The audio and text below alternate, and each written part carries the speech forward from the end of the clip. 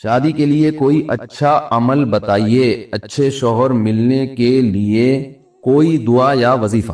یہ کسی خاتون نے سوال پوچھا ہے۔ دیکھو میری عادت ہے میں صحیح جواب دیتا ہوں، ٹھیک ہے، میری عادت ہے کہ میں کوشش کرتا ہوں کہ سیاسی جواب نہ دوں، جو بات صحیح ہے وہ کر دوں۔ تو یہ جو آج کل خواتین کی شادی نہیں ہو رہی، اس کا حل یہ نہیں ہے کہ خواتین وظیفے پڑھنا شروع کر دیں۔ میں ایک دفعہ مسجد میں تھا، وہاں تو ایک خاتون نے وقت لیا کہ ملنا چاہتی ہوں، بہت بڑا مسئلہ ہے، اپنی بیٹی کو بھی لانا چاہتی ہوں، اس کے رشتے نہیں ہو رہا ہوئی، بہت پریشان تھی وہ، میں ٹائم نہیں دیتا کسی کو، لیکن اتنا زیادہ بیچاری پریشان تھی تو وہ آ گئی۔ وہ جب گھر میں آئی ہیں تو میں نے بٹھایا ان کو، میں نے کہا جی فرمائیے۔ تو انہوں نے کہا میری یہ بیٹی ہے، اس کی عمر ہو گئی 30 سال اور رشتے نہیں ہو رہے، بہت پریشان ہوں، کسی نے جادو کر دیا، کسی نے یہ کر دیا، کسی نے وہ کر دیا۔ میں نے کہا کہ آپ کی لڑکی کی یعنی ایجوکیشن کیا؟ انہوں نے بتایا ایم اے کیا ہوا اس نے۔ تو میں نے اس خاتون لڑکی سے، پردے میں تھی وہ، کہیں ایسا نہ ہو میرے خلاف ایک کلپ ابھی چلا دیں گے، وہ پردے میں تھی دونوں، نہیں بھی ہوتی تو یہ ان کی ہیڈ ایک ہے، اگر پردے میں نہیں آتی تو وہ ان کے خلاف کلپ چلانا چاہیے تھا، مولوی صاحب کے خلاف کلپ کی پھر بھی کوئی سمجھ آ رہی ہے نا بات۔ یہ بعض دفعہ ایسا ہوتا ہے بے پردہ خاتون کوئی مولوی صاحب کے سامنے آگے بیٹھ گئی، اب فوراً لوگ نے کیا کر دیا، کلپ بنا کے یوٹیوب پہ ڈال دیا، وہ بیٹھے۔ بھائی اس کے خلاف کلپ بنا کے ڈالو کہ وہ کسی مرد کے سامنے بے پردہ ہو کے کیوں بیٹھی ہے، ٹھیک ہے نا۔ مرد کو پردہ کرنے کا حکم نہیں ہے، پردہ عورت کا حکم ہے۔ تو وہ میں نے ان سے، ان کی جو بچی تھی نا، میں نے ان سے کہا آپ نے ایم اے کیا ہوا ہے، ماشاءاللہ آپ پڑھی لکھی ہیں۔ تو میں نے ان کو ایک مثال دی، میں نے کہا مجھے ایک بات بتائیں کہ ایک آدمی میرے پاس آتا ہے اور مجھ سے کہتا ہے یہ دروازہ بند کر دینا، یہیں سے میری اسپیکر میں آواز ریپیٹ ہو کے آ رہی ہے تو وہ تھوڑی سی کنفیوز ہو رہا ہوں۔ تو میں نے ان سے کہا کہ بھائی دیکھیں کہ میرے پاس 50 روٹیاں ہیں اور بندے ہیں 75 یا 100 آدمی ہیں، مجھے کہا جا رہا ہے، بلکہ 100 خواتین ہیں، فرض کر لیں، مجھے کہا جا رہا ہے کہ یہ 50 روٹیاں 100 خواتین میں تقسیم کریں اور اس طرح تقسیم ہو کہ ہر خاتون کے حصے میں ایک ایک روٹی آئے۔ بات آ رہی ہے سمجھ میں؟ ہر خاتون کے حصے میں ایک ایک روٹی آئے، کیونکہ ایک روٹی سے کم میں پیٹ نہیں بھرے گا۔ تو میں کر سکتا ہوں، میں یا تو اب میرے پاس 2 آپشن ہے، یا تو میں 50 روٹیاں 50 خواتین کو دے دوں اور باقی 50 کو کہوں بھوکے رہو، یا یہ ہے کہ وہ آدھی آدھی توڑ کے، کیا خیال ہے بھائی، ایک روٹی میں 2 خواتین، بول لینا کوئی گورنمنٹ کی طرف سے پابندی نہیں ہے، ایک روٹی میں 2 خواتین شریک ہو جائیں۔ اب کیا ہے کہ میں جو اصل حل ہے وہ تو نہیں بتا رہا لوگوں کو کہ بھائی یہ ایک روٹی میں 2 خواتین شریک ہو جائیں، یہ نہیں بتا رہا میں، بلکہ میں کہہ رہا ہوں یار روٹیاں 50 ہیں اور میں جب بھی تقسیم کرتا ہوں 50 بیچاری بیٹھی ہوئی ہے، ان کو ملی نہیں رہی روٹی، تو اب میں ان کو وظیفہ بتاؤں کہ آپ ایسا کریں، سورہ مزمل 18 دفعہ پڑھیں، آپ سورہ ملک 15 دفعہ پڑھیں، آپ جو ہے تہجد میں ربنا ھب لنا من ازواجنا وذریاتنا قرۃ اعین واجعلنا للمتقین اماما، یہ والی دعا 345 دفعہ پڑھیں، اور چوتھائی صاحب کا رسالہ پڑھا کریں ابخری، ٹھیک ہے نا، اس میں اور وظیفے ہیں۔ یہ کوئی کامن سینس کی بات ہوگی؟ بھائی ہے ہی نہیں، جب ہے ہی نہیں تو کہاں سے وہ ڈیوائیڈ ہو جائے گا؟ حل یہی ہے کہ اس ایک روٹی میں 2 خواتین بولے بھائی شریک ہو جائے۔ تو مسئلہ یہ ہے کہ مرد جو ہے نا، مرد ان نالائقوں نے نکاح کرنا چھوڑ دیے ہیں، دیر سے نکاح کرتے ہیں، عیاشی مردوں میں بڑھ رہی ہے، جو نکاح کرنے والے مرد ہیں وہ معاشرے میں تھوڑے ہیں۔ سمجھ میں آ رہی بات؟ ورنہ زنا اتنا پھیل گیا ہے، دوستیوں کا ماحول اتنا زیادہ ہو گیا ہے کہ انہوں نے نکاح کرنا، مردوں نے، آپ جائیں نا، میں تو جانتا ہوں 40 50 سال عمر ہو گئی نکاح نہیں کرتے، اور جو نکاح کے لائق ہیں وہ بھی سارے، یعنی جو نکاح کرنا چاہتے ہیں وہ بھی سارے نکاح کے لائق نہیں ہیں، بے روزگار ہیں، کوئی سٹا لگا رہا ہے، کوئی گٹکے کھا رہا ہے، کوئی جو ہے نا صحیح طبیعت کا آدمی نہیں ہے، جبکہ خواتین میں برائیوں کا ریشو کم ہے، چرسی ہیروئن چی عورتوں میں ہوتے ہیں مردوں میں ہوتے ہیں، کیا خیال ہے؟ بے روزگاری یہ عورت کے حق میں عیب نہیں ہے، مرد کے حق میں عیب ہے بے روزگار ہونا، عورت کا تو کوئی عیب نہیں ہے، تو جو بے روزگار آدمی ہے وہ بھی نکاح کے قابل نہیں ہوتا، تو تھوڑے لوگ ہیں جو نکاح کے قابل ہیں، اس لیے خواتین کے لیے رشتوں میں مشکلات پیش آ رہی ہیں۔ تو اس کا اصل حل وہی ہے جو بڑا کڑوا لگتا ہے لوگوں کو، کہ بھئی ایک اچھے مرد پہ ایک عورت قبضہ نہ کرے، بلکہ وہ کوئی دوسری عورت، ایک مرد جو ہے ایک سے زیادہ عورتوں کو اپنے نکاح میں لے لے، جو ذمہ دار اور سمجھدار مرد ہیں، پھر وہ برابری بھی کرے، حقوق بھی کرے۔ بہت سے لوگ کہتے ہیں مرد ذمہ دار نہیں ہے، تو بھئی کیا سارے غیر ذمہ دار ہیں؟ کچھ تو ہوں گے نا جو ذمہ دار ہوں گے۔ تو یہ جیسے لڑکی والے پہلی شادی کے لیے لڑکے کو پرکھتے ہیں کہ یہ ذمہ دار ہے یا نہیں ہے، تو ایسے ہی دوسری شادی کے لیے بھی وہ پرکھ سکتے ہیں کہ یہ ذمہ داری نبھائے گا یا نہیں نبھائے گا۔ اور جیسے پہلی شادی میں سلیکشن میں غلطی ہو سکتی ہے، ایسے ہی دوسری میں بھی غلطی ہو سکتی ہے، لیکن اس غلطی کے ڈر سے یہ نہیں کیا جاتا کہ نکاح ہی ختم کر دیا جائے۔ بعض دفعہ ایسے ہوتا ہے کہ نکاح کا پیغام آیا، آپ نے خوب اچھی طرح چھان پھٹک کے دیکھا بھئی یہ بڑا ذمہ دار ہے، لیکن بعد میں کیا نکلتا ہے وہ نالائق، تو اب یہ تھوڑی کہا جاتا ہے کہ یہ نکاح کرنا ہی نہیں چاہیے، بھئی اتفاق سے غلطی ہو گئی تو اب دوبارہ تلاش کرنے کی کوشش کرتے ہیں۔ ایسے ہی یہ بھی ہوتا ہے کہ بعض دفعہ ایسے ہوتا ہے کہ دوسری کے لیے کسی مرد نے نکاح کا پیغام بھیجا، آپ سمجھے کہ ذمہ دار ہے، لیکن بعد میں کیا نکلا؟ غیر ذمہ دار۔ تو اب اس کا یہ مطلب نہیں ہے کہ سبھی پہ فتویٰ لگا دیا جائے۔ تو اصل حل شریعت نے اور اسلام نے یہ بتایا ہے جو میں عرض کر رہا ہوں. جب تک اس کو معاشرے میں فروغ نہیں دیں گے خواتین کی مشکلات حل نہیں ہوں گی. آپ عربوں میں جا کے دیکھ لو, پہلے تو عربوں میں یہ تصور نہیں تھا سعودی عرب میں کہ کوئی خاتون کی عمر زیادہ ہو جائے یا وہ بیوہ ہو دوبارہ شادی نہ ہو. اب سعودی عرب میں اتنے مسائل کھڑے ہو گئے, لڑکیوں کی عمریں نکلتی چلی جا رہی ہیں. عربوں میں ایسا ہو گیا ہے, حالانکہ یہاں تو جہیز کا رواج بھی نہیں ہے. تو یہ پوری دنیا میں ایک المیہ بن چکا ہے, اس لیے کہ مردوں میں عیاشی بڑھ رہی ہے, زنا پھیل رہا ہے, لڑکیوں سے دوستیوں کا رواج بڑھ رہا ہے, طلاقوں کا ریشو بڑھتا چلا جا رہا ہے. تو ذمہ دار آدمی مارکیٹ میں کم نہیں ہے, شارٹ ہیں. مارکیٹ میں کیا ہو رہے ہیں, شارٹ نہیں ہے اور مہنگے ہوتے جا رہے ہیں. جو چیز مارکیٹ میں شارٹ ہوتی ہے وہ کیا ہوتی ہے, مہنگی. تو مہنگے ہوتے جا رہے ہیں. تو جب مہنگے ہوتے جا رہے ہیں تو ان کے نخرے بڑھے. کوئی اچھا لڑکا آپ کے خاندان میں ہو تو وہ جب لڑکی نکاح کا لڑکی کے ابا اس سے بات کریں تو وہ اتنی پنچایتیں کرتا ہے نا, مجھے لڑکی ایسی چاہیے, اگر وہ قوم بھی وہی ہو اور شکل و صورت بھی ایسی ہو, اور بہت زیادہ وہ ذرا سا کھاتا پیتا لڑکا ہو نا, اگر تعلیم اچھی ہے تو اس کے نخرے دیکھیں آپ, وہ کرتا ہی نہیں. تھوڑی سی بھی ٹیڑھی میڑھی لڑکی ہوگی, تھوڑا سا رنگ دبا ہوا ہوگا, ذرا سا وزن زیادہ بڑا ہوا ہے, ایک اسٹینڈرڈ بنایا ہے بھی اتنے کلو وزن ہونا چاہیے. یہ لڑکوں کی بات کر رہا ہوں. اور لڑکیاں اوٹ پٹانگ مردوں سے شادیاں کر رہی ہیں. میں نے سینکڑوں نکاح پڑھائے ہیں, آپ یہ نہ سمجھے کہ میں ہوائی باتیں کر رہا ہوں. سینکڑوں نکاح پڑھائے ہیں. بڑی اچھی اچھی خاندان کی لڑکیاں, جب نکاح پڑھاتا ہوں تو دولہا دیکھ کے میں ڈر جاتا ہوں کہ یار اس کے اتنے اچھے خاندان کی لڑکی کا نکاح اس مکھنچو سے ہو رہا ہے. اس شکل سے لگ رہا ہوتا ہے لڑکا کہ یار یہ, لیکن لڑکی والے کیا ہوتے ہیں, مجبور ہو. کم عمر لڑکیوں کی شادیاں بڑی بڑی عمر کے لڑکوں سے ہو رہی ہیں. پڑھی لکھی لڑکیوں کی شادیاں بالکل جاہل لڑکوں سے ہو رہی ہیں. ڈاکٹر لڑکی کا نکاح میں نے پڑھایا میٹرک پاس سے, کیونکہ لڑکی والے مجبور تھے, یار لڑکی کی عمر نکلی جا رہی ہے, کیا کریں, رشتہ ہی نہیں مل رہا, رشتہ ہی وظیفے پڑھ لیے. تو پھر ایک رشتہ آیا میٹرک والے کا, تو مجھ سے مشورہ نہیں لگے. میں نے کہا بھائی گھر بٹھا لو, مگر کوئی جوڑ نہیں بنتا ہے. میٹرک بھی شاید زیادہ کہہ دیا, 8ویں پاس تھا, وہ پاس بھی پتہ نہیں کیسے ہوا. آپ کو پتہ ہے پاکستان میں پاس ہونے کے لیے کوئی, تو مجبوراً کیا انہوں نے. کیا ہوا, تھوڑے دنوں میں طلاق ہو گئی. طلاق کیوں ہوئی ہے کہ وہ لڑکی کے پیسے پہ نزدیکی کے ڈاکٹر ہے, تو ہمارا بچہ تو کچھ کر نہیں سکا, تو بہو کما کے کھلائے گی, ڈاکٹر ہے. ظاہر ہے یہ بے جوڑ کی شادی ہوئی نا, بے جوڑ کا نکاح ہوا. تو وہ جب نہیں کھلا رہی ہے, وہ اس کو عورت کو یہ احساس ہوتا ہے میں کیوں کھلاؤں بھائی, یہ کیا ہے پورے. پھر ایسے ایسے نالائق خاندان ہیں کہ لڑکی شوہر کو پال رہی ہے. یہ سب میرے مشاہدے کی باتیں کر رہا ہوں میں, ہوائی اخباری رپورٹیں نہیں پیش کر رہا, مشاہدے کی باتیں کر رہا ہوں کہ لڑکی اپنے شوہر کو بھی کھلا رہی ہے اور بالآخر پھر دیور کو بھی کھلا رہی ہے, ساس سسر کو بھی کما کما کے کھلا رہی ہے. ایسے ایسے آپ دیکھیں یہ کلچر ہمارا بنتا چلا جا رہا ہے. اس لیے جو گراؤنڈ ریئلٹی ہے نا, اس سے آپ آنکھیں بند کریں گے تو آپ, جیسے وہ کبوتر جو ہے نا بلی کو دیکھ کے آنکھیں بند کر لیتا ہے, وہ یہ سمجھتا ہے کہ جیسے مجھے بلی نظر نہیں آ رہی, اب بلی کو بھی میں نظر نہیں آ رہا ہوں. تو یہ کبوتر کی بھول ہے بھائی, آپ کی آنکھیں بند کرنے سے دنیا اندھیری نہیں ہو جاتی, باقی سب ویسے ہی ہوتا ہے جیسا ہو رہا ہے. پھر بھی بہرحال دعا کرنا چاہیں کوئی رشتے کے لیے تو ربنا ھب لنا من ازواجنا وذریاتنا قرۃ اعین واجعلنا للمتقین اماما. یہ دعا تینوں مقاصد کے لیے استعمال ہو سکتی ہے. کوئی لڑکا اس کی شادی نہیں ہو رہی وہ بھی یہ دعا پڑھ سکتا ہے, کوئی لڑکی اس کی شادی نہیں ہو رہی اس کے والدین یا وہ لڑکی بھی یہ دعا پڑھ سکتی ہے. ہر نماز کے بعد پڑھ لیں یا چلتے پھرتے پڑھ لیں. اور جس کی ہو گئی, جس بندے کی ہو گئی مگر اس کو احساس ہوا کہ نہیں ہونی چاہیے تھی, ٹھیک ہے نا, یعنی ایسی بیوی ملی بد اخلاق, تو وہ بھی یہ پڑھ سکتا ہے کہ اللہ میری آنکھوں کی ٹھنڈک بنا دے اس کو. اور جس خاتون کی شادی ہو گئی وہ شوہر نالائق نکلا تو وہ بھی یہ دعا پڑھ سکتی ہے شوہر کو لائق بنانے کے لیے. پھر نکاح ہو گیا, اولاد نہیں ہو رہی, اس کے لیے بھی یہ دعا ہے. اور اولاد ہو گئی مگر نالائق اولاد ہے تو اس کے لیے بھی یہ دعا ہے. بڑی زبردست دعا ہے, یہ یاد کر لیں. سورہ فرقان کے آخری رکوع میں ہے ربنا, ابھی نہ دہرائیں, میں صرف ترجمہ بتاتا ہوں. ربنا ھب لنا من ازواجنا, اے اللہ ہمیں ہمارے ازواج کی طرف سے. ازواج کا جو لفظ ہے یہ بیوی کے لیے بھی استعمال ہوتا ہے اور شوہر کے لیے بھی استعمال ہوتا ہے. یعنی عورت ازواج کہے گی تو شوہر کے لیے استعمال ہوگا, اور شوہر کہے گی یہ دعا مانگے گا تو کس کے لیے, تو اے اللہ تو ہمیں ہماری ازواج کی طرف سے قرۃ اعین, آنکھوں کی ٹھنڈک عطا فرما, اور ذریت یعنی اولاد کی طرف سے بھی. تو آنکھوں کی ٹھنڈک جب ہی ہوگی نا جب بیوی ہوگی, تو یہ کنواروں کے لیے بھی ہے.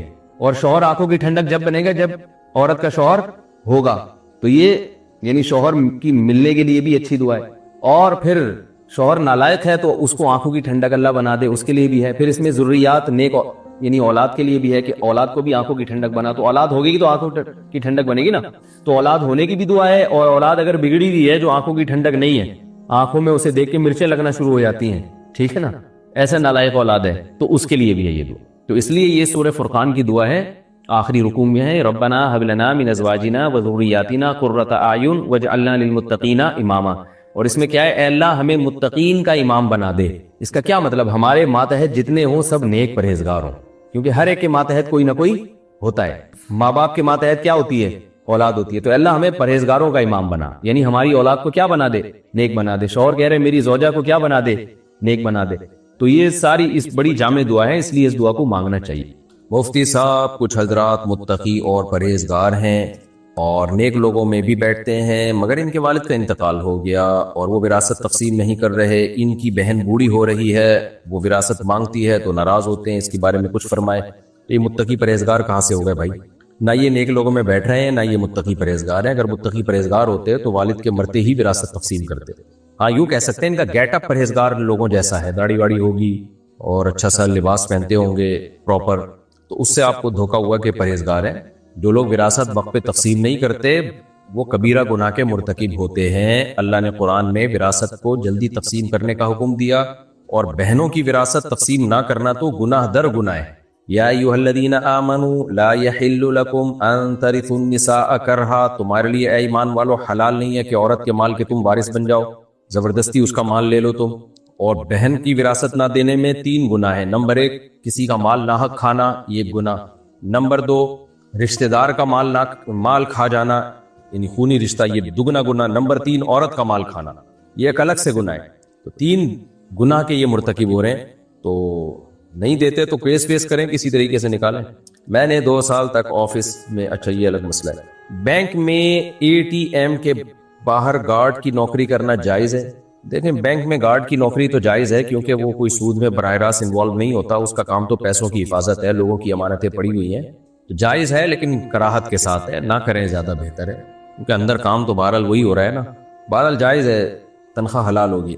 اگر گورنمنٹ جاب کے لیے ٹیسٹ میں پاس نہ ہو اور پیسے دے کر سیٹ خرید لیں تو کیا یہ رشوت کے زمرے میں آئے گا؟ سیٹ خریدنے کیا مطلب بھائی؟ ظاہر ہے جاب کے لیے ٹیسٹ دے کے پاس نہیں ہے اور آپ نے پیسے دے کے سیٹ خرید لی. سیٹ نہیں، سوری میں نے غلط پڑھا ہے، سیٹ خرید لی. جی ہاں، یہی تو رشوت کے زمرے میں آئے گا کہ آپ ایک چیز کے اہل ہیں نہیں اور آپ نے رشوت دے کے سیٹ خرید لی. تو یہ ناجائز ہے، گناہ ہے. البتہ جب آپ جاب کریں گے تو اگر وہ جاب پابندی سے کر رہے ہیں تو آپ کی ارننگ حرام نہیں ہوگی، ارننگ حلال ہوگی اگر آپ کام ایمانداری سے کر رہے ہیں. لیکن رشوت دینے کا آپ کو گناہ ہوگا، اس سے بچنا ضروری ہے. اگر کپڑے پر پیشاب لگ کر سوکھ جائے تو کیا کپڑا نماز کے لیے پاک ہوگا؟ نہیں جی، پاک نہیں ہوگا، اس کو دھونا لازم ہے.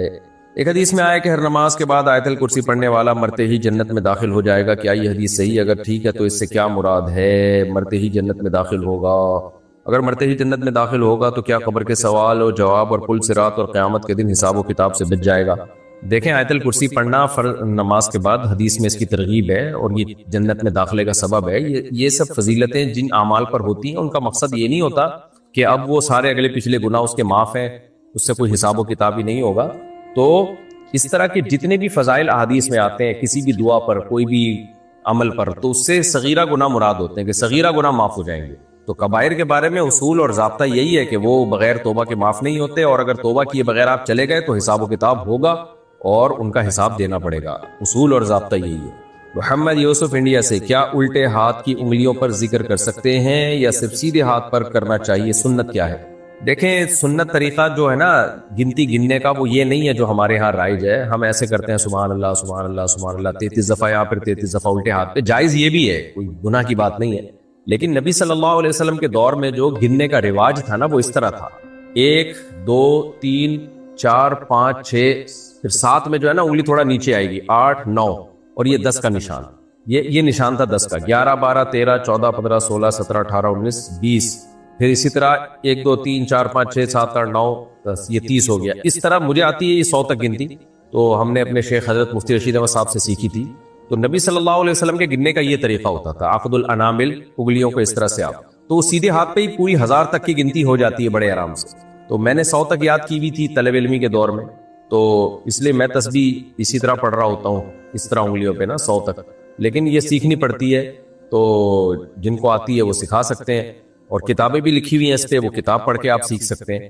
تو نبی صلی اللہ علیہ وسلم تسبیح ہاتھ پہ ہی پوری اسی طرح سے سیدھے ہاتھ پہ ہی پڑھا کرتے تھے. الٹا ہاتھ جو ہے وہ ناپاکی کو صاف کرنے کے لیے، اس طرح کے کاموں کے لیے. لیکن اب لوگوں کو یہ والی طریقہ آتا نہیں ہے، عقد انامل یعنی انملا پہ جو ہے وہ گنتی گننے کا طریقہ اب لوگوں کو آتا نہیں ہے، یہ چیز ختم ہو گئی ہے. تو اب آسانی کے لیے پھر یہ کرتے ہیں 33 دفعہ سیدھے ہاتھ پہ، 33 دفعہ الٹے ہاتھ پہ، تاکہ 99 دفعہ یہ عمل ہو جائے، پھر ایک دفعہ ویسے ہی تو 100 دفعہ ہو جائے گا. تو اب لوگوں نے اپنی آسانی کے لیے یہ رکھا ہوا ہے. تو جائز ہے سیدھے ہاتھ کے ساتھ الٹے ہاتھ سے بھی، کیونکہ اب صرف سیدھے ہاتھ پہ پڑھیں گے تو یاد رکھنا مشکل ہوگا.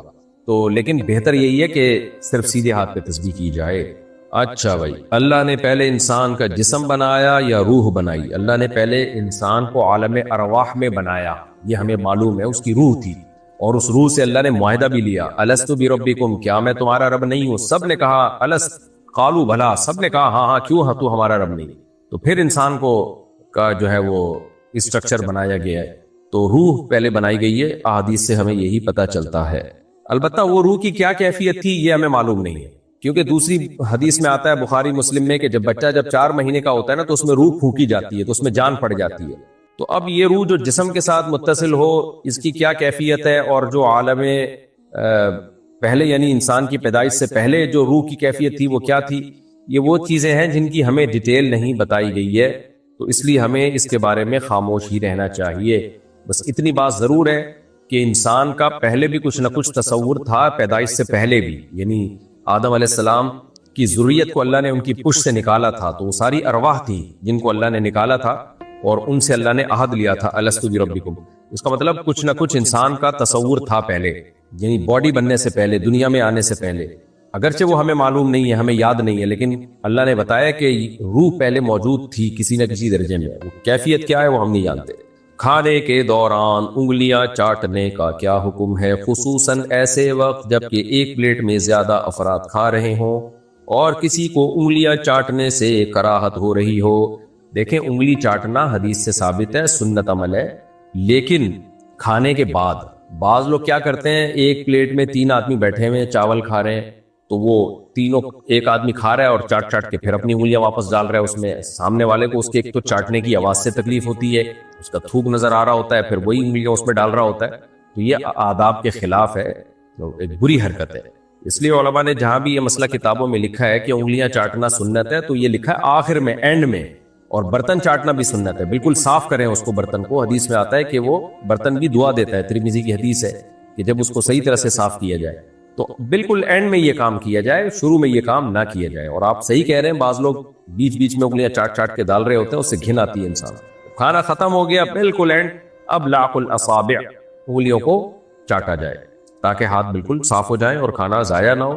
اچھا میرے بھائی، صدام صاحب کہتے ہیں کراچی سے، کیا شراب کو دیکھنا بھی گناہ ہے؟ شراب کو نفرت کی نیت سے دیکھ رہے ہیں تو ثواب ہے، محبت کی نیت سے دیکھ رہے ہیں تو گناہ ہے، ویسے ہی تعجب سے دیکھ رہے ہیں تو نہ گناہ ہے نہ ثواب ہے. تو بلا وجہ کیوں دیکھے بھائی آدمی کسی چیز کو؟ تو کیا نیت ہے دیکھنے کی، یہ دیکھا جائے گا کیوں دیکھ رہے ہیں. ایک ہمارے ٹیچر ہیں جو ٹخنوں سے نیچے پینٹ رکھتے ہیں، ان سے ہم پوچھتے ہیں کہ آپ پینٹ ٹخنوں سے اوپر کیوں نہیں اٹھاتے، تو کہتے ہیں کہ میرے اندر تکبر نہیں ہے. اس کی وضاحت فرما دیں. آپ اپنے ٹیچر سے کہا ہی نہ کریں میرے بھائی، آپ ٹیچروں کو نصیحت نہ کریں، ان کو اپنے حال پہ چھوڑ دیں. تو لیکن اصولی طور پہ مسئلہ یہی ہے کہ پینٹ ہو یا شلوار ہو، ٹخنوں سے اوپر رکھنا لازم ہے. نبی صلی اللہ علیہ وسلم نے فرمایا کہ لا، صحیح مسلم کی حدیث ہے، لا یرید بذالک الا المخیلہ، جو ازار ٹخنوں سے نیچے رکھتا ہے وہ تکبر ہی کرتا ہے. تو شریعت نے اس عمل کو تکبر قرار دے دیا ہے. اس لیے فقی لحاظ سے اس کو یوں کہا جاتا ہے کہ تکبر یہ ایک حکمت ہے، علت نہیں ہے. علت یہی ہے کہ نبی نے منع کیا ہے شلوار ٹخنوں سے نیچے رکھنا. یہ علت حکمت ایک تھوڑی پیچیدہ بحث ہے. تو بس یوں سمجھ لیں کہ نبی صلی اللہ علیہ وسلم نے ہر قیمت پہ ہمیں ٹخنے کھولنے کا حکم دیا ہے کہ شلوار اوپر رکھیں یا ازار. ڈاکٹر ذاکر نائک کو دیکھیں نا، انہوں نے پینٹ بھی فولڈ کی ہوئی ہوتی ہے، ان کے بیٹے کو بھی میں نے دیکھا ماشاءاللہ پینٹ بھی انہوں نے فولڈ کی ہوئی ہوتی ہے. تو یہ نبی صلی اللہ علیہ وسلم کا حکم ہے، تو چاہے تکبر ہو یا نہ ہو، تو کیونکہ اس عمل کو کبر قرار دیا ہے. ورنہ خود نبی صلی اللہ علیہ وسلم ازار ٹخنوں سے اوپر نہ رکھتے. آپ میں تو کبر ہو ہی نہیں سکتا، سوال ہی پیدا نہیں ہوتا. پھر بھی آپ کا ازار ٹخنوں سے اوپر تھا. حضرت عمر ازار ٹخنوں سے اوپر. حضرت ابو بکر رضی اللہ تعالیٰ عنہ نے فرمایا کہ یا رسول اللہ، میں کوشش کرتا ہوں لیکن پھر بھی بعض دفعہ نیچے چلا جاتا ہے. تو آپ نے کیا فرمایا؟ انک لست ممن جرہ خیالا، تم ان لوگوں میں سے نہیں ہو جو تکبر سے ٹخنے ڈھانکتے ہو. تو بعض لوگوں نے اس حدیث کا مطلب یہ لیا کہ ابو بکر کو آپ نے اجازت دی ہے. نہ نہ نہ نہ، اجازت اب حضرت ابو بکر کو بھی نہیں دی ہے. یہ کیسے ہو سکتا ہے کہ نبی کے ٹخنے کھلے رہیں، آپ کا ازار اوپر رہے اور ابو بکر کا ازار اوپر نہ ہو؟ یہ کیسے ہو سکتا ہے؟ اصل میں تو نبی نے حضرت ابو بکر کو تسلی دی ہے کہ تم کوشش کرتے ہو اوپر رکھنے کی، پھر اگر غفلت میں کبھی نیچے ہو گیا تو تمہیں گناہ نہیں ملے گا. یہ مطلب نہیں ہے کہ آپ کو پرمیشن ہے کہ آپ ٹخنے ڈھانک سکتے ہیں. پرمیشن کسی کو بھی نہیں دی ہے. تو صحابہ کرام کے ازار ٹخنوں سے اوپر ہی رہتا تھا. حضرت عمر نے اپنے شہادت کے وقت میں دیکھا ایک کوئی نوجوان عیادت کے لیے آیا تو جانے لگا تو ان کی ازار ٹخنوں سے نیچے تھا. حضرت عمر نے ان کو بلا کے فرمایا کہ ارفع ازارک، اپنے ازار کو اوپر کرو. تو صحابہ کرام نہیں چھوڑتے تھے کسی کو بھی جس کے ازار ٹخنوں سے نیچے ہوتا تھا. البتہ کوئی مجبوری ہو تو ایک الگ بات ہے. بعض دفعہ آپ کے آفس کا جو یونیفارم ہے یا آفس کا جو اسکول کالج کا یونیفارم ہے یا آفس کا ڈریس ہے اس میں پرمیشن ہی نہیں ہوتی اوپر رکھنے کی، تو وہاں وہ غصہ کرتے ہیں، ناراض ہوتے ہیں. تو مجبوری میں پھر کر لیا جائے، توبہ استغفار بھی کی جائے، اور جیسے ہی مجبوری ختم ہو اوپر کر لیں. تو مجبوری کے حکام الگ ہوتے ہیں، نارملی یہ شرعن اس کی اجازت نہیں ہے. اچھا بھائی، جرمنی سے کسی نے کہا مجھے لیپ ٹاپ خریدنا ہے مگر سمجھ میں نہیں آ رہا کہ کون سا خریدوں، کیونکہ زیادہ تر کمپنیز اسرائیلی ہیں یا اسرائیل کے بنے ہوئے پارٹس استعمال کر رہی ہیں، مگر میں نے سرچ کیا تو ان میں سے بعض کمپنیاں اسرائیل کو زیادہ سپورٹ کر رہی ہیں، بعض کم. ایسی صورت میں مجھے کیا کرنا چاہیے؟ بھائی صاحب جو آپ کو سمجھ میں آئے وہ کرنا چاہیے. اگر ہم ایجنٹ کو پیسے دے کر غیر قانونی، دیکھیں اب لیپ ٹاپ میں کوالٹی کا فرق ہے، یہ تو آپ بہتر جانتے ہیں آپ کو کس ٹائپ کا لیپ ٹاپ چاہیے. باقی اسرائیل کی کچھ پروڈکٹ تو ایسی ہیں جو پوری دنیا میں مسلمانوں نے اس کا بائیکاٹ کا وہ ایک مہم چلائی ہوئی ہے، لیکن ہر پروڈکٹ کی میرا خیال ہے مہم نہیں چلائی ہے، کیونکہ ایسے تو بہت ساری چیزیں اسرائیل کی ایسی ہیں جن کا آلٹرنیٹ ہی نہیں ہے. تو اگر آپ، بہتر تو یہی ہے کہ کوئی ایسی کمپنی ہو جو اسلام دشمن نہ ہو تو پروڈکٹ تو اسی کی خریدنی چاہیے. لیکن اگر آپ سمجھتے ہو کہ بھئی مجھے کوالٹی نہیں مل رہی، میرے کاموں میں حرج ہوگا، تو تجارت پھر شریعت میں ہر ایک سے جائز ہے. تجارت کی، اسلام دشمنوں سے بھی تجارت جائز ہے، اس کی ممانعت کی ہمارے پاس کوئی دلیل نہیں ہے. اخلاقی طور پہ کوئی بائیکاٹ کرنا چاہے تو سبحان اللہ، نور علی نور. اگر ہم ایجنٹ کو پیسے دے کر غیر قانونی طریقے سے باہر جائیں تو کیا جائز ہوگا؟ غیر قانونی طریقے سے باہر جانا جائز نہیں ہے، اس میں موتیں واقع ہوتی ہیں، بدنامی ہوتی ہے، بھکاری بن کے انسان رہتا ہے وہاں پہ. اور لوگ یہ سمجھتے ہیں کہ غیر قانونی طریقے سے ہم جائیں گے تو کروڑپتی ہو جائیں گے. کروڑپتی نہیں ہوتے، دھکے کھاتے ہیں لوگ وہاں پہ. ہے کواکب کچھ نظر آتے ہیں کچھ، تو جو ہے نا کچھ لوگ سمجھتے ہیں جو باہر رہ رہے ہیں پتہ نہیں کوئی سونے کے نوالے کھا رہے ہوں گے. تو آپ جائیں گے تو پتہ چلے گا بہت سے لوگ یہاں زیادہ خوش ہیں، وہاں جائیں گے تو ٹینشن میں آ جائیں گے. کچھ وہاں خوش ہیں، کوئی یہاں ٹینشن میں. تو رزق اللہ نے پوری دنیا میں ہر ایک کے لیے رکھا ہے. تو غیر قانونی کام انسان کو نہیں کرنا چاہیے، اپنے ملک میں ہی رہیں، یہی کوشش کریں. اللہ نے اتنی آبادی دی ہے، جہاں آبادی زیادہ ہوتی ہے روزگار بھی زیادہ ہوتا ہے وہاں پہ، اور بزنس میں بھی ارننگ کا چانس زیادہ ہوتا ہے. جہاں آبادی زیادہ ہوگی نا، مارجن آف پروفٹ آپ کم رکھ کے بھی کروڑوں روپے کما سکتے ہیں. جہاں آبادی کم ہوگی وہاں آپ کو پروفٹ کا مارجن بھی زیادہ رکھنا پڑے گا. تو اس لیے انلیگل کام نہ کریں، بہت دھکے کھاتے ہیں لوگ اس سے. اپنے آپ کو اس طرح مصیبت میں ڈالنا یہ جائز نہیں ہے. مفتی صاحب، میں جس مسجد میں نماز پڑھتا ہوں اس میں بزرگ زیادہ ہوتے ہیں، وہ پہلی صف میں کرسیاں لگا دیتے ہیں اور نوجوانوں کو پہلی صف میں جگہ نہیں ملتی. کیا پہلی صف میں کرسیاں لگانا صحیح ہے؟ کرسیاں لگانے سے صفوں کی ایسی کی تیسی ہو جاتی ہے. نبی صلی اللہ علیہ وسلم بھی آخری عمر میں آپ صلی اللہ علیہ وسلم پر بھی بیماری آئی ہے جس سے آپ کے لیے کھڑے ہو کر نماز پڑھنا مشکل ہو گیا تھا. اس طرح صحابہ کرام پہ بھی بڑھاپے میں ایسا ہوتا تھا کہ گھٹنے کے عوارض یا کھڑے ہو کے نماز پڑھنا مشکل. تو اس کا طریقہ میں سنت میں کیا ملتا ہے؟ بھئی بیٹھ کے نماز پڑھیں آپ، اگر زمین پہ بیٹھ کے. اگر آپ کے لیے گھٹنے فولڈ کرنا مشکل ہے تو کوئی بات نہیں، آپ پاؤں قبلے کی طرف کر لیں، اس سے کوئی گناہ نہیں ہوگا. ایسی صورت میں پاؤں قبلے کی طرف کرنے میں کوئی حرج نہیں. ہم نے پہلے یہی دیکھتے تھے اپنے بوڑھوں کو بچپن میں کہ وہ زمین پہ بیٹھ کے قبلے کی طرف پاؤں رخ کر کے نماز پڑھتے تھے. گھٹنے موڑنا ان کے لیے مشکل ہوتا تھا. اور اگر کمر کو ٹیک لگانے کی ضرورت ہو، اگر کسی بزرگ سے زمین پہ بیٹھنا اس لیے مشکل نہیں ہے کہ کمر درد کرتی ہے، تو بھائی ایسی چیئر لے لیں جو جس کے پائے نہ ہو، زمین پہ رکھی ہوئی ہو اور اس میں ٹیک بھی ہو. تو یہ سب سے جو سنت کے قریب ہے نا وہ یہ طریقہ ہے. تو کرسی کا استعمال انتہائی شدید مجبوری میں ہونا چاہیے، جب اس کے بغیر چارہ ہی نہ ہو. تو اگر واقعی بہت ہی مجبوری ہے کرسی استعمال کرنے کی، تو پھر جو بزرگ حضرات ہیں ان کو چاہیے صفوں کے کنارے پر رکھیں وہ، تاکہ بیچ کی صفیں خراب نہ ہو. تو صفوں کے بالکل کنارے پر وہ کرسی رکھیں اور پھر اس میں جو ہے وہ نماز پڑھیں. مفتی صاحب، میرے شوہر نے مجھ سے دوسری شادی کی ہے مگر مجھ سے اولاد نہیں چاہتے، میں کیا کروں؟ بہت ہی نالائق قسم کے شوہر ہیں، اللہ ان کو ہدایت دے. تو اولاد آپ کا حق ہے، شوہر کو یہ اولاد روکنے کی شرعن اجازت نہیں ہے. اگر اولاد چاہیں نہ چاہیں آپ ان سے مطالبہ کر سکتی ہیں. اگر وہ پھر بھی اولاد روکتے ہیں تو شرعن گناہگار ہوں گے. اور عورت کو اولاد سے محروم کر دینے کا مطلب اس کا مستقبل ہمیشہ کے لیے تباہ و برباد کر دینا. تو آپ کو اس کا اندازہ ہوگا بڑھاپے میں جا کے. شوہر نے تو مر جانا ہے، نہیں بھی مرے تو بڑھاپے میں بیچارہ وہ کیا آپ کو کمپنی دے گا. سب اب کھانس ہی رہے ہوتے ہیں کونے میں ادھر ادھر منہ کر کے. تو بڑھاپے میں تو اولاد ہی ہے جو آدمی کو کی کام آتی ہے اور اس کی تنہائی دور کرتی ہے، ورنہ گوروں والا حشر ہوگا. آپ جاؤ دیکھو باہر جا کے گوروں کی حالت बूढ़े बूढ़े आदमी, बुढ़िया बुढ़िया बेचारी औरतें अकेले पार्कों में घूम रही होती हैं, शॉपिंग कर रही होती हैं, कोई उनका साथ देने वाला नहीं, कोई उनको कंपनी देने वाला नहीं, फिर कुत्तों से दिल बहला रहे होते हैं वो लोग। तो ये कम जुर्म नहीं है औलाद से महरूम कर देना। तो मेरा मशवरा यही है कि अगर शौहर आपको फिर भी औलाद पे वो एग्री ना हो तो उनसे अलहदगी लेकर किसी ऐसी जगह निकाह करें जहां आपके औलाद हो, क्योंकि निकाह की जो शरीयत ने निकाह रखा है वो औलाद ही के लिए रखा है। ऐसे मर्द और औरत का मिलाप जो है ना, फितरत ने भी क्यों रखा है, ताकि नस्ल बढ़े, इनकी नस्ल रोकने के लिए नहीं है। तो इस्लाम फितरत ही का दूसरा नाम। तो ना औरत औलाद रोक सकती है शौहर की परमिशन के बगैर, ना शौहर औलाद रोक सकता है बीवी की परमिशन के बगैर। वुजू और गुस्ल में क्या कान में पानी डालना जरूरी है, कान में ऊपर ऊपर से डालना जरूरी है, अंदर ना घुसने, बस ऐसे यूं कर लें, थोड़ा सा पानी चला जाएगा, काफी है। बाकी वुजू में तो जरूरी नहीं है, वुजू में तो खाली कान का मसा किया जाता है, वो भी फर्ज नहीं है, सुन्नत मुअक्कदा है। कुछ लड़कियों के वालिदैन पढ़ाई की वजह से इनकी शादी नहीं कराते, वो लड़कियां क्या करें। कुछ लिबरल वालिदैन होते हैं जो कहते हैं एक्चुअली अभी हमने बच्ची को पढ़ाना है। वो एक बड़ा जबरदस्त कमेंट आया हुआ था किसी लिबरल आंटी का फेसबुक पे, उसने ये लिखा कि कल मैंने एक खातून को देखा। ये लिबरल आंटी का मैं आपको मैसेज बता रहा हूँ जो उन्होंने कमेंट्स किए हुए थे। तो वो कमेंट्स ये थे कि कल मैंने एक 70 साल की खातून को देखा कि जिनको पढ़ाई से हटा के उनकी शादी करा दी गई कम उम्री में।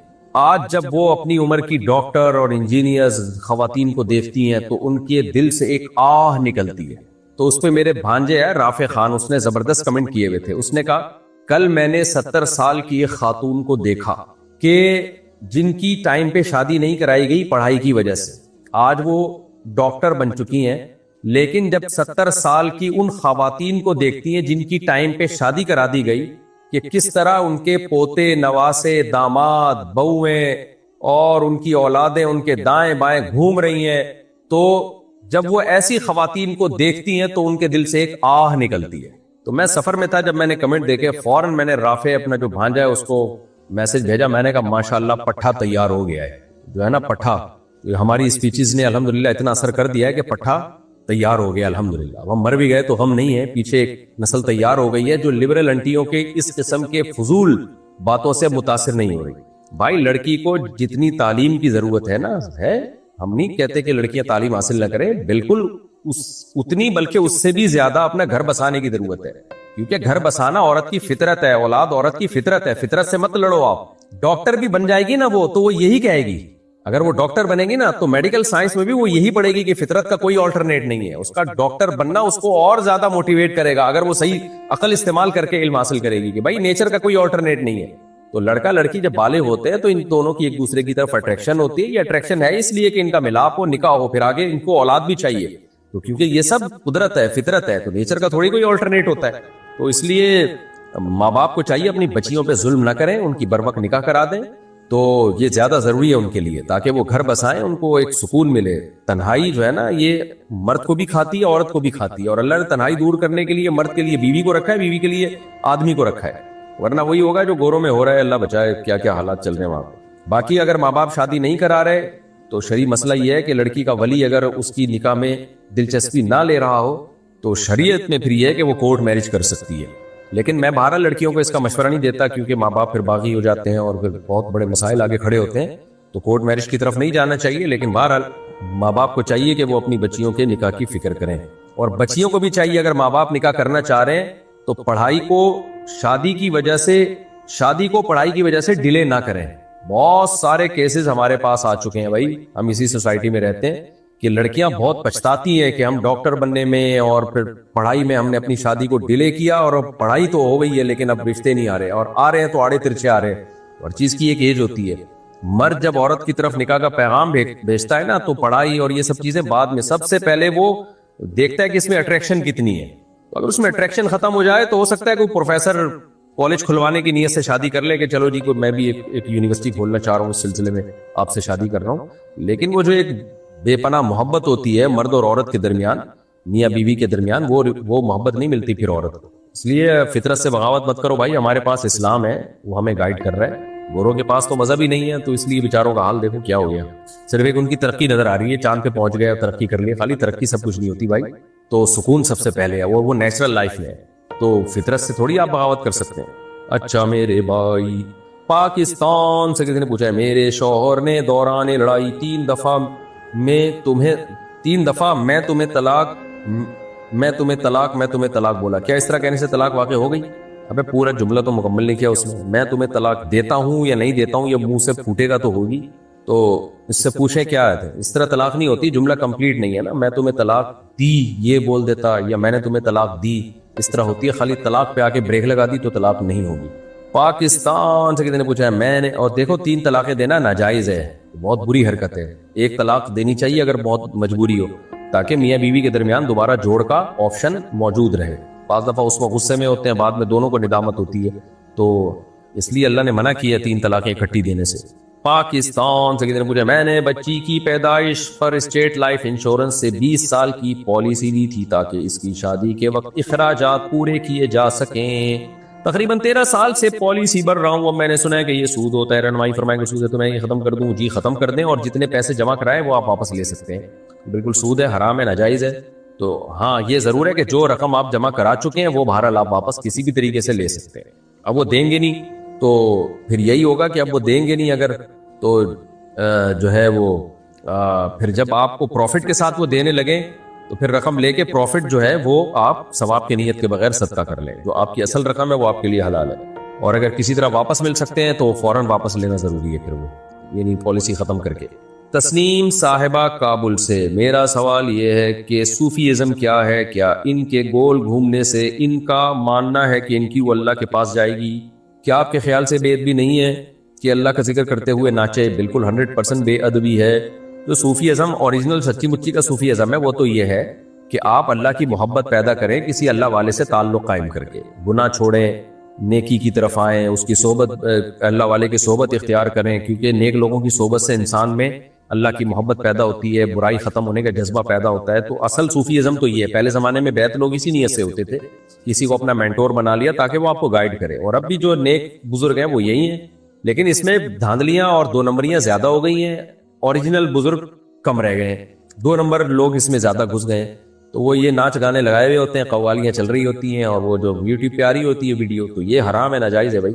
یورپ میں لوگ مورگیج پر زمین لے کر گھر بناتے ہیں اور کہتے ہیں کہ دارالحرب میں جائز ہے. اس پر روشنی ڈالیں. بالکل جائز نہیں ہے دارالحرب میں، اور جائز نہیں ہے مورگیج پہ زمین لے کر گھر بنانا. کیا واٹر پروف موزوں پر مسا کر سکتے ہیں؟ جی کر سکتے ہیں. آج کل ایک موزے آ رہے ہیں جن کو پہن کر آپ کافی دیر تک چل بھی سکتے ہیں، واٹر پروف بھی ہوتے ہیں، تو جائز ہے ان کو مسا. بیڈ پر بیٹھ کر کھانا کھانا کیسا ہے؟ تو کیا لیٹ کے کھائیں گے میرے بھائی؟ بیٹھ کے ہی کھانا کھائیں گے، جہاں مرضی بیٹھ کے کھانا کھائیں.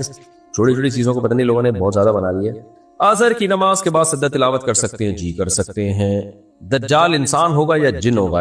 انسان ہوگا. انسان، آپ بے فکر رہیں، انسان ہوگا، لیکن فکر مند ہونے کی ضرورت ہے. دجال حدیث میں آتا ہے کہ ہر نبی نے پناہ مانگی ہے دجال کے فتنے سے، اور دجال سے حفاظت کے لیے سورہ کہف جمعے کو یا جمعے کی رات کو تلاوت کرنی چاہیے. اللہ ہم سب کو محفوظ رکھے. میں 10 سال پہلے ہندو سے مسلمان ہوئی تھی اور میرے بچے بھی مسلمان ہو گئے تھے. ماشاءاللہ ماشاءاللہ. میرے شوہر نے اسلام کی وجہ سے مجھے چھوڑ دیا تھا، گھر والوں نے بھی منہ پھیر لیا تھا. لوگ مجھے زکوٰۃ دیتے ہیں اور یہ کہتے ہیں کہ ہمارے لیے دعا کرنا. کیا زکوٰۃ کے وقت ان لوگوں کا یہ کہنا کہ ہمارے لیے دعا کرنا ٹھیک ہے؟ یہ عین موقع پہ مناسب نہیں ہے زکوٰۃ دیتے ہوئے یہ کہنا دعا کرنا. ایک دفعہ حضرت مولانا شرف علی تھانوی رحمہ اللہ تعالیٰ کے پاس ایک شخص آیا اور ہدیہ دیا اور کہا کہ میرے لیے دعا کرنا. انہوں نے ہدیہ واپس کر دیا اور کہا کہ ہمارے ہاں دعائیں بکتی نہیں ہیں، دعا کرنی ہوگی تو فری میں کر دیں گے. یعنی یہ بے موقع ہے کہ حضرت یہ پیسے اور میرے لیے دعا کر دیں. تو دینے والے کی اگرچہ نیت نہیں ہوتی لیکن لگتا ہے ایسے ہی ہے. تو جو زکوٰۃ دے رہے ہیں، ایک تو ان کو چاہیے کہ زکوٰۃ کہہ کے نہ دیں، دل میں زکوٰۃ کی نیت کریں، گفٹ یا ہدیہ کہہ کے کہیں. انسان کو اس سے اور محسوس ہوتی ہے کہ لوگ مجھے زکاتیں دے رہے ہیں، عزت دار لوگوں کو. تو جو آپ کو زکوٰۃ دے رہے ہیں ان کو چاہیے کہ بھائی زکوٰۃ کی دل میں نیت کر لیں، اوپر سے وہ گفٹ اور ہدیہ کے نام پہ دیں، ہدیہ کہہ کے دے دیں، اور اس وقت دعا کا نہ کہیں. ویسے جنرلی کہہ دیا کریں بھائی ہمارے لیے آپ دعا کیا کریں. بہرحال اللہ آپ کو ایمان پر استقامت نصیب فرمائے اور یہ صدقہ جاریہ بنائے آپ کے لیے. ماشاءاللہ آپ کے بچے بھی مسلمان ہیں اور آپ نے اتنی بڑی قربانی دی ہے. اللہ کا ایک نام ہے شکور. شکور کا مطلب قدردان. آپ اس کے لیے تھوڑا کریں گے، وہ آپ کو بہت بڑا چڑھا کے اس کا اجر دے گا. میری دعا ہے اللہ آپ کو اور آپ کی اولاد کو موت تک ایمان پر قائم رہنے کی توفیق عطا فرمائے. محمد عامر خان انڈیا سے، ہمارے بڑے بھائی کی وفات ہو گئی تو ہم ان کے بچوں اور بھابھی کو مہینے کا خرچہ دیتے ہیں، کیا ان کو بغیر بتائے اس میں اپنی زکوٰۃ کے پیسے بھی دے سکتے ہیں؟ جی بالکل، اگر وہ زکوٰۃ کے مستحق ہیں تو زکوٰۃ کے پیسے بھی دے سکتے ہیں، لیکن دل میں زکوٰۃ کی نیت کریں اور زبان سے ہدیہ یا گفٹ کہہ دیا کریں. آپ بہت ثواب ملے گا آپ کو انشاءاللہ. محمد طلحہ انصاری انڈیا سے، کیا کتے کی شناخت کرنے کی وجہ سے مجرم کو سزا دی جا سکتی ہے؟ دیکھیں جرم کس نوعیت کا ہے، اگر حدود اور قصاص سے اس کا تعلق ہے تو حدود اور قصاص یہ تو شبہ سے ثابت ہو جاتے ہیں، اس میں کتا نہیں، باقاعدہ انسان ہونے چاہیے جو گواہی دے۔ ہاں کتا جو ہے وہ گواہوں کی گواہی کو پرکھنے کا ذریعہ ہو سکتا ہے، یعنی اس کو جیسے ویڈیو کے ذریعے گواہی ثابت نہیں ہوتی، ویڈیو آپ نے کوئی ویڈیو ریکارڈنگ دکھا دی، البتہ گواہوں کی بات کی تصدیق کے لیے ویڈیو چلائی جا سکتی ہے۔ تو اسی طرح کتے سے جرم مجرم کو پکڑا تو جا سکتا ہے، اس سے اگلوانے کے لیے بھی کتے کا سہارا لیا جا سکتا ہے، لیکن حدود اور قصاص اور ان جیسے جرائم میں کتے کی گواہی معتبر نہیں ہے۔ تو کتا استعمال کریں لیکن جو مجرم کو پکڑیں تو پھر اس سے اگلوائیں، کراس کوئسچن کریں جس سے پتہ چلے کہ یہ خود اعتراف کر لے یا یہ کہ اس پہ گواہ ثابت ہو جائیں۔ البتہ تعزیر سے جو کوڑوں کا جو ہے یا کوئی جو تعزیری سزائیں ہیں ان میں اگر جج کو یہ لگتا ہے کہ یہ یعنی کتے سے اس نے مدد لی اور کراس کوئسچن کے ذریعے جج کو 100% یقین ہو گیا کہ یہ بندہ اس نے یہ جرم کیا ہے تو پھر وہ تعزیری قانون اس پہ جاری کر سکتا ہے۔ تو خلاصہ کلام کا یہ نکلا کہ میں زیادہ ڈیپ میں نہیں جا رہا، جرم کی نوعیت دیکھی جائے گی، قصاص میں یا حدود میں تو کتے کا کوئی اعتبار نہیں ہے، اس میں تو گواہوں کا ہونا ضروری ہے۔ اس کے علاوہ جو جرائم ہیں ان میں اگر یقینی قرائن سے پتہ چل جائے کہ یہ بندہ مجرم ہے تو وہ قرینہ کتا بھی ہو سکتا ہے، کچھ اور بھی، لیکن صرف کتا کافی نہیں ہے، جج کو جو 100% یقین ہو جائے کہ یہ واقعی اس سے یہ جرم ثابت ہے اتنے واضح قرائن سے، تو تعزیر جاری کی جا سکتی ہے۔ کیا مردہ کو برف میں رکھنے سے اور پوسٹ مارٹم کرنے سے مردے کو تکلیف ہوتی ہے؟ مردے کو تکلیف نہیں ہوتی، لیکن یہ میت کی بے اکرامی ہے اور یہ جائز نہیں ہے شرعاً، تو بلا ضرورت شدیدہ ایسا کرنا ٹھیک نہیں ہے۔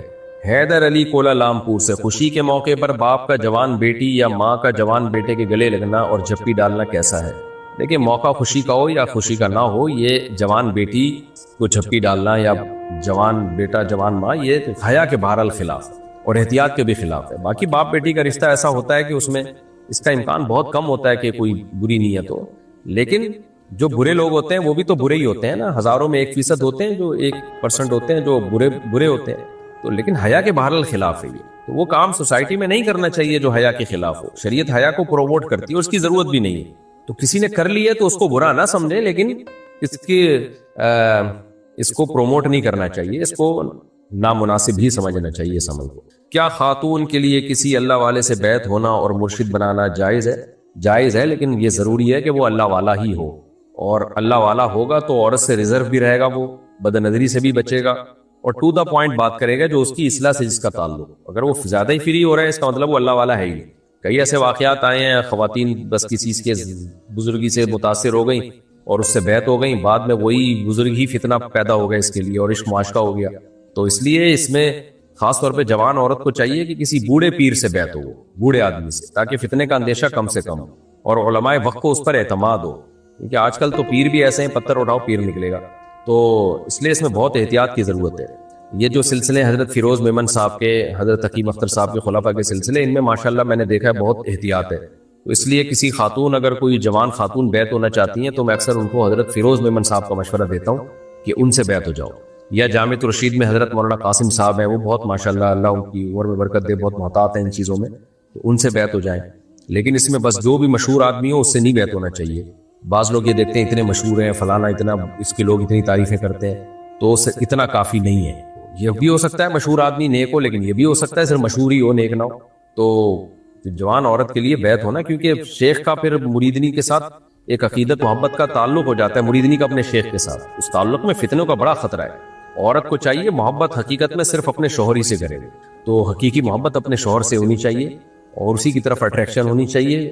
شیخ سے محبت ایسے ہو جیسے ہمیں نبی صلی اللہ علیہ وسلم سے محبت ہے، وہ 100% پاکیزہ محبت ہوتی ہے۔ لیکن اب ہوتا یہ ہے کہ خاتون کسی سے بیعت ہو جاتی ہیں، وہ شروع میں پاکیزہ محبت ہے، وہ پاکیزہ آہستہ آہستہ وہ خواہش نفس میں تبدیل ہونا شروع ہو جاتی ہے، کیونکہ مرد اور عورت میں بہرحال جہاں بھی ان میں ایک لنک ہوگا تو فتنے کا بہرحال اندیشہ ہوتا ہے۔ اس میں عورت کو بیعت تو ہونا چاہیے، اس کے فائدے بہت زیادہ ہیں، لیکن بہت سوچ سمجھ کے بیعت ہونا چاہیے، بہت احتیاط کرنی چاہیے، جلد بازی نہیں کرنی چاہیے۔ کسی ایسے شخص سے بیعت ہو جانا جس میں خطرہ ہو، اس سے بہتر ہے زندگی بھر بیعت نہ ہو، کیونکہ اصل شریعت ہے، بیعت ہونے کا مقصد بیعت برائے بیعت نہیں ہوتا، شریعت پہ چلنا ہوتا ہے۔ تو اصل یہ ہے کہ گناہ چھوڑیں، شریعت پہ چلیں۔